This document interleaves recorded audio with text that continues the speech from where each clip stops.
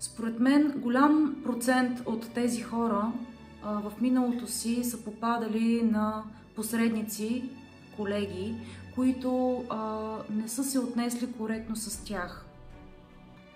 Защо? Такъв тип колеги губят времето на клиента и, разбира се, своето време. Нима това е в тяхна полза. Смятат, че рано или късно хората няма да научат как работят. Нима за тях е по-важно да мислят за бързи пари, да бъдат като едни подвижни калкулатори, само да пресмятат крайния резултат, колко комисиона ще вземат и едно отключване на апартаменти до там. Не. Това не е самата истина и затова по принцип хората не искат да работят с нас, защото те ни възприемат точно като такива. А ние не сме, поне казвам, част от нас не сме такива.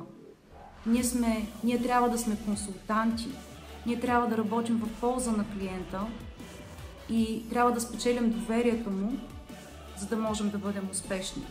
Ако клиента ни се довери, ние няма как да постигнем мечтания резултат.